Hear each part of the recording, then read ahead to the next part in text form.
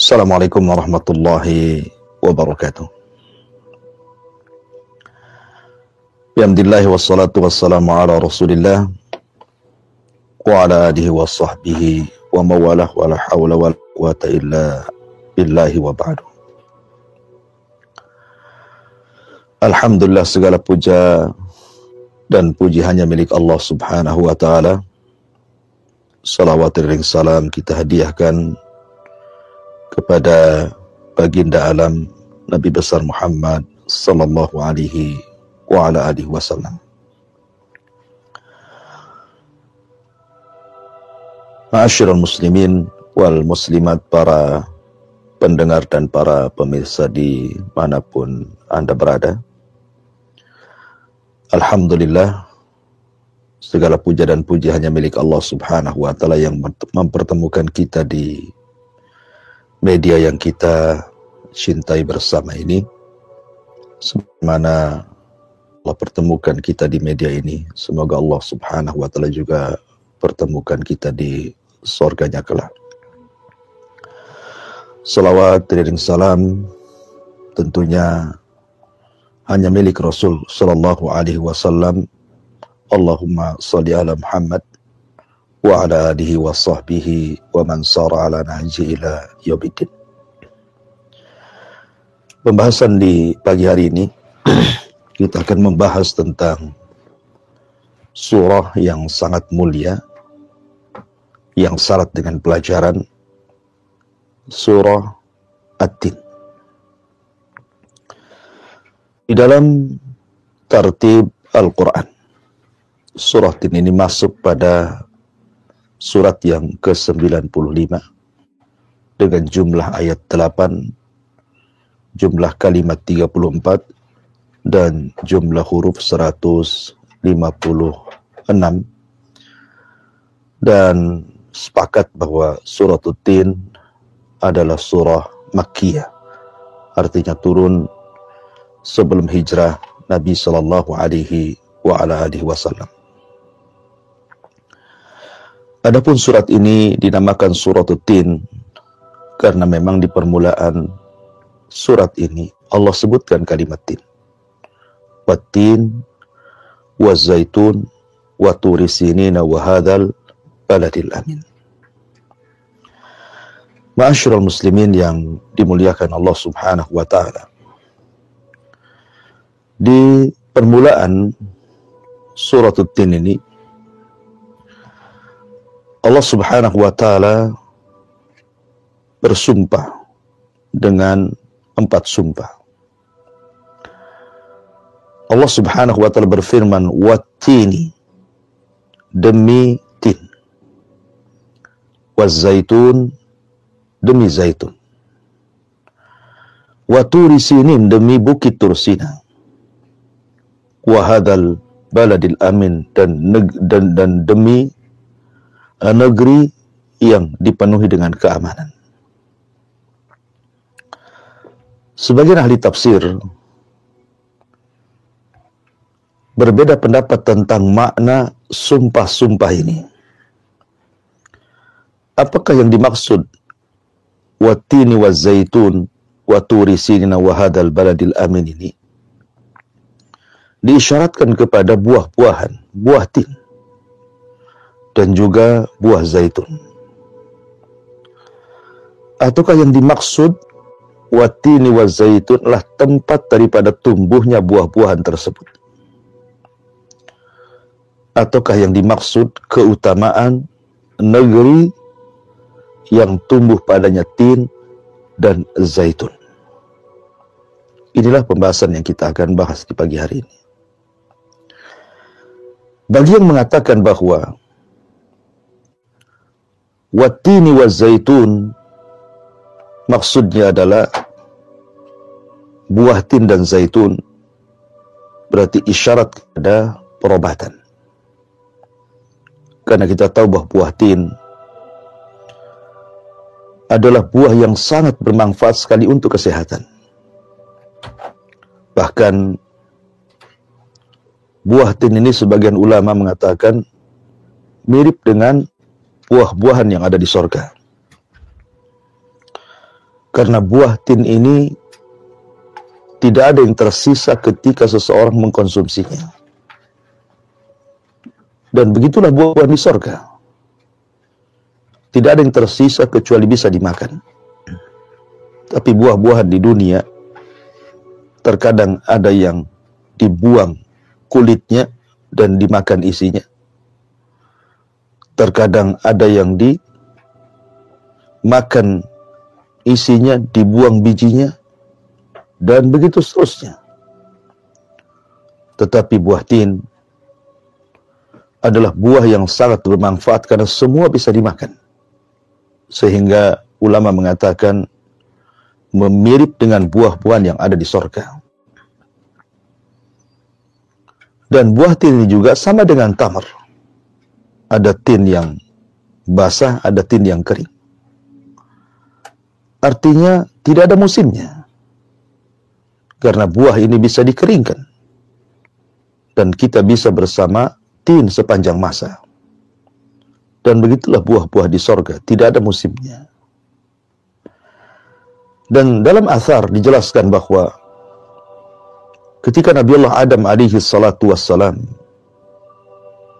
dilucuti oleh Allah subhanahu wa ta'ala auratnya setelah memakan buah larangan, maka Adam pun berusaha untuk mengambil dedaunan menutupi auratnya.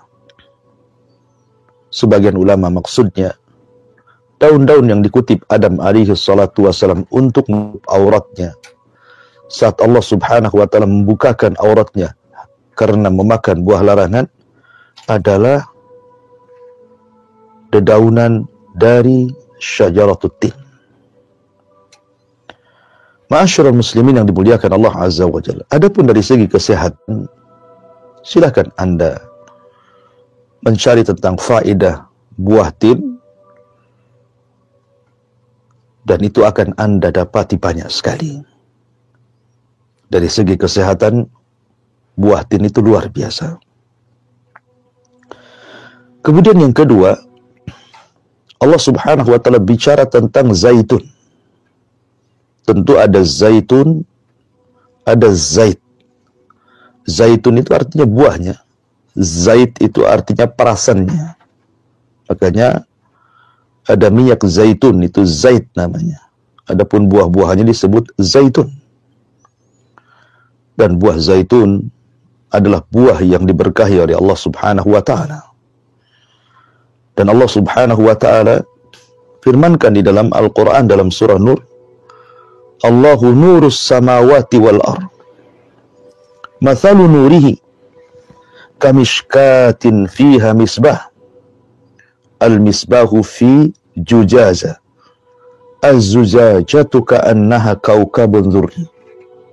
Yuqadu min syajaratin mubarakatin zaitunatin la syarkiyatin wala gharbiyah. Yakadu zaituha yudi'u walau lam tamsashu nar nurun ala nur. Allah pemberi cahaya kepada langit dan bumi. Perumpamaan cahaya yang seperti sebuah lubang yang tidak tembus, yang di dalamnya ada pelita besar. Pelita itu dalam tabung kaca, dan tabung kaca itu bagaikan bintang yang berkilauan, yang dinyalakan dengan minyak dari pohon yang diberkahi. Apa itu? Pohon zaitun yang tumbuh tidak di timur dan tidak pula di barat, yang minyaknya hampir-hampir menerangi walaupun tidak tersentuh api. Lihat di sini Allah subhanahu wa ta'ala mengatakan min syajaratin mubarakah zaituna, bahwa ini adalah pohon yang diberkahi, pohon zaitun. Ma'asyiral muslimin yang dimuliakan Allah subhanahu wa ta'ala. Jadi zaitun ini pohon yang diberkahi, buah yang diberkahi, makanya manfaatnya banyak. Bahkan dalam ilmu kedokteran 70 lebih penyakit bisa disembuhkan dengan zaitun. Ma'asyiral muslimin yang dimuliakan Allah subhanahu wa ta'ala. Anda bisa lihat dan membaca tentang faedah zaitun. Anda bisa klik di Google atau di mana, maka Anda akan dapati berbagai macam faedah dari buah zaitun. Ma'asyiral muslimin yang dimuliakan subhanahu wa ta'ala. Allah subhanahu wa ta'ala mengatakan, wa turi sinin. Maksudnya diarahkan ke bukit ini. Kalau yang dimaksud adalah perobatan, maka wa turi sinin diisyaratkan kepada madu jabali. Kita tahu bahwa madu itu kan ada yang jabali. Memang lebah-lebah yang hidup di perbukitan, di gua-gua. Ada namanya lebah syajari. Memang lebah itu tumbuh di pohon-pohonan, jadi madunya diambil dari pohon, dan begitu seterusnya. Dan menurut kesehatan bahwa madu jabali, artinya lebah yang hidup di bukit-bukit, di gua-gua, sehingga menghasilkan madu itu jauh lebih baik dibandingkan madu yang dihasilkan dari bunga-bunga dan pepohonan. Ma'asyiral muslimin yang dimuliakan Allah subhanahu wa ta'ala. Allah subhanahu wa ta'ala berfirman dalam Al-Quran, wa auhayna wa auhaya rabbuka ila nakhli anittakhidi minal jibali buyutan wa minas syajari wa mimma ya'rishun thumma kuli min kulli thamarati fasluki subula rabbika. Allah subhanahu wa ta'ala mengatakan, dan Rabb mewahyukan kepada lebah, buatlah sarang-sarang di bukit-bukit, di pohon-pohon kayu, dan di tempat-tempat yang dibikin manusia. Di sini Allah mengatakan bahwa tempat-tempat lebah itu terkadang ada di bukit-bukit, ada di pohon-pohon, dan tempat-tempat yang dibikin manusia. Makanya Allah mengatakan, pasluki subula rabbika dhululan yakhruju min butuniha syarabun mukhtalifun alwanuhu fihi shifa'u linnas. Di mana Allah subhanahu wa ta'ala berfirman, kemudian makanlah dari tiap-tiap macam buah-buahan dan tempuhlah jalan Rabbmu yang telah dimudahkan bagimu. Dari perut-perut lebah itu keluar minuman madu yang bermacam-macam warna, di dalamnya terdapat obat yang bisa menyembuhkan manusia. Jadi sini menunjukkan bahwa madu itu adalah obat. Dan madu yang terbaik adalah madu jabali. Madu yang diambil dari lebah-lebah yang ada di bukit-bukit. Baru kemudian di pohon-pohon, baru kemudian di kandang-kandang yang dibuat manusia. Menunjukkan bahwa yang dimaksud waturi sinin diarahkan kepada madu. Adapun wahadzal baladil amin, dan negeri yang aman maksudnya diarahkan ke ma'u zamzam, air zamzam. Dan kalau kita cerita tentang Zamzam, maka Nabi SAW mengatakan ma'u zamzam lima syuriba lahu. Air Zamzam itu bisa mendoakan setiap peminumnya. Di sini Allah subhanahu wa ta'ala menjelaskan tentang berbagai macam obat-obatan. Ada yang sifatnya dimakan, ada yang sifatnya dioles, ada yang sifatnya diminum, dan ada yang sifatnya untuk mandi. Dan kalau terkumpul 4 perkara ini, maka akan mudah menghilangkan penyakit. Buah tin dimakan, minyak zaitun dioles, kemudian madu diminum, dan air Zamzam bisa untuk mandi. Lengkap. Allah subhanahu wa ta'ala menyebutkan 4 perkara dalam surat Tin. Ini satu penafsiran. Penafsiran yang kedua, yang dimaksud wattini wazaitun wa turi sinina wa hadzal baladil amin, ada diisyaratkan kepada tempat, bahwa 4 sumpah ini diisyaratkan kepada diutusnya seluruh para nabi dan rasul hanya di 4 negeri ini. Pertama, Wattin diisyaratkan kepada negeri Irak. Wazaitun diisyaratkan kepada negeri Syam. Waturi Sinin diisyaratkan kepada negeri Mesir. Wahadzal baladil amin diisyaratkan ke negeri Mekah. Jadi Irak, kemudian Syam, kemudian Mesir, kemudian Mekah. Dan inilah 4 tempat diutusnya para nabi dan rasul. Dan Allah tidak mengutus di luar 4 tempat ini. Kita urut daripada Irak. Di Irak ada Nabi Ibrahim alaihi salatu wassalam. Dilahirkan di Irak, di Babil. Dan itulah awal pertama dakwah Nabiullah Ibrahim alaihi salatu wassalam di Irak.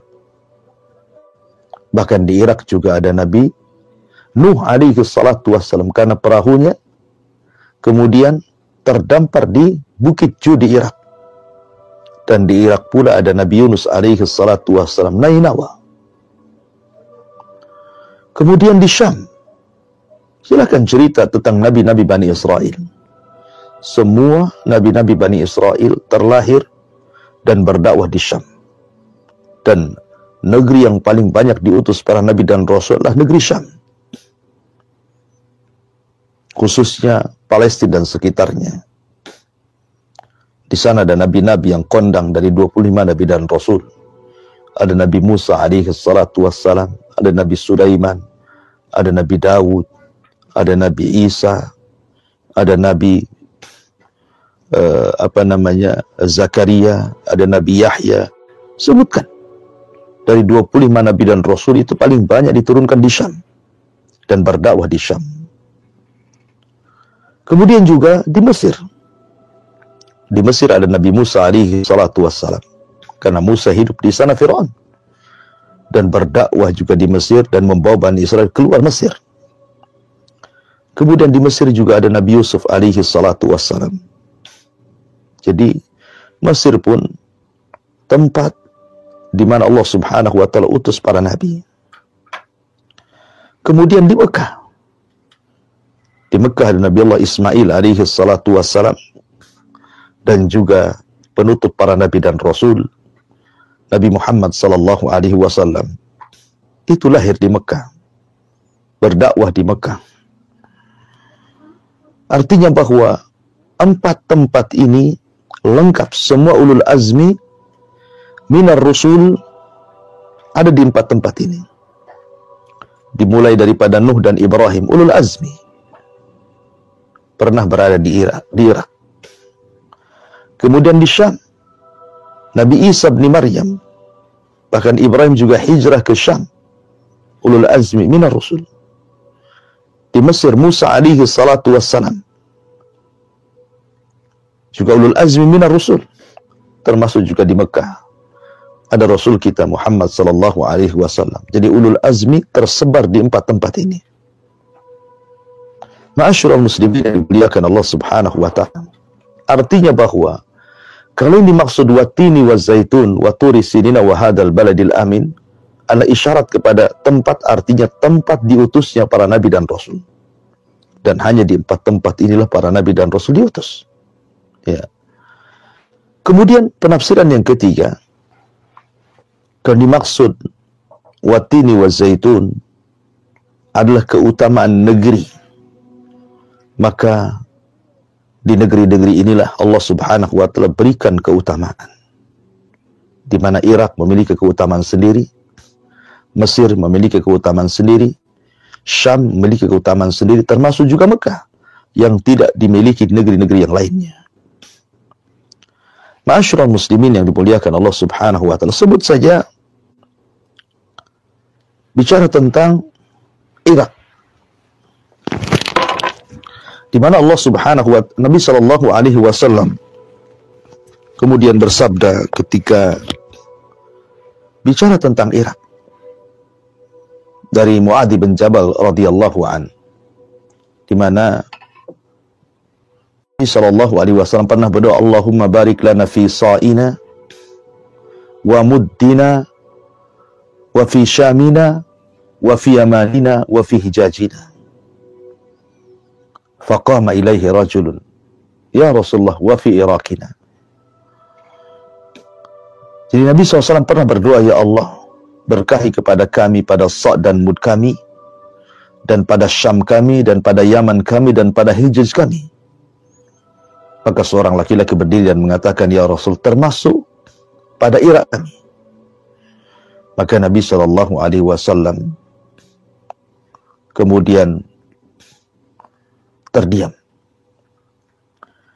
Kemudian Nabi SAW bicara lagi pada keesokan harinya dan mendoakan tentang negeri Syam, negeri Yaman, dan negeri Hijaz.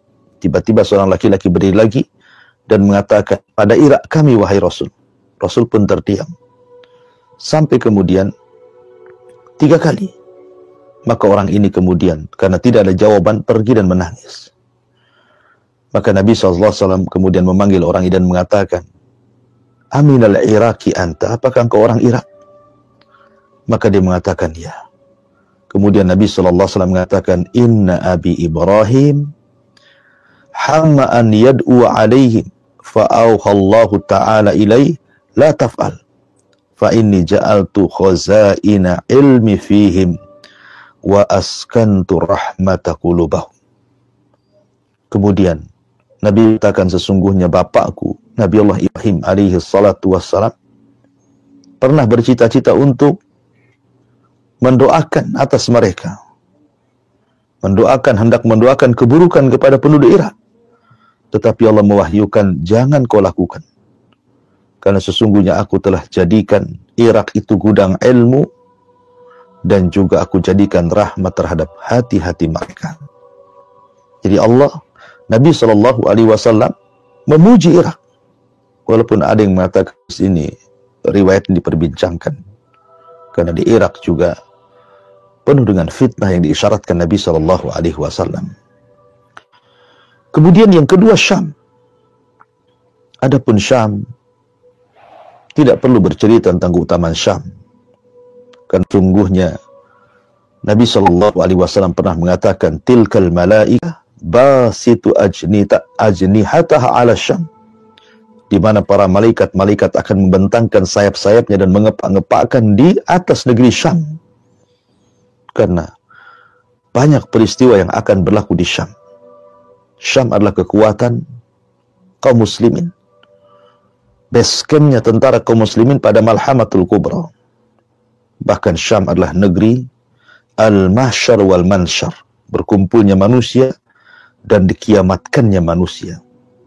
Dan banyak cerita tentang Syam, karena di situ memang banyak para nabi dan rasul yang diutus.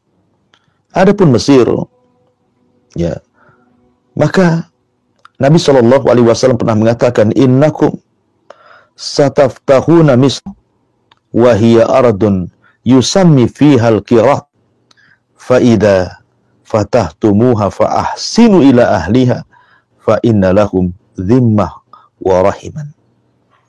Kata Nabi SAW, kalian akan membebaskan Mesir. Itulah negeri yang diberi nama padanya Qirat. Maka apabila kalian telah membuka Mesir, maka berbuat baiklah kepada penduduknya. Nabi SAW menyuruh para sahabat ketika membuka Mesir untuk berbuat baik kepada penduduk Mesir. Lihat bagaimana ini keutamaan Mesir. Dan tentunya yang terakhir, keutamaan negeri Mekah jelas. Allah Subhanahu wa taala berfirman, "Inna awwala baitin wudi'a lin-nasi lalladzi bi Bakkah mubarakan wa hudan lil alamin. Fihi ayatun bayyinat maqamu Ibrahim wa man dalahu kana amina. Walillahi 'alan nasi hajjul baiti man istata'a ilaihi sabila wa man kafara fa innallaha ghaniyyun 'anil alamin." Sesungguhnya rumah yang pertama diletakkan bagi manusia adalah yang berada di Mekah yang penuh diberkahi, sebagai petunjuk bagi alam semesta. Padanya terdapat ayat-ayat bukti-bukti maqam Ibrahim, barang siapa yang masuk maka dia akan aman, dan kewajiban manusia untuk berangkat haji bagi siapa yang memiliki kemampuan untuk melakukannya, dan barang siapa yang kufur maka sungguhnya Allah maha kaya dari semesta alam ini. Artinya bahwa tempat yang diibadahi adalah Mekah Al-Mukarramah, tempat pertemuan Adam dan Hawa, tempat disyariatkannya haji, umrah, dan banyak lagi keutamaan Mekah Al-Mukarramah yang tidak bisa kita sebutkan. Inilah penafsiran dari kalimat at-tin wa zaitun wa turi sinina wa hadal baladil amin. Kita cukupkan tafsir kita sampai di ayat ini. Insyaallah kita lanjutkan di lain kesempatan. Lanjutkan di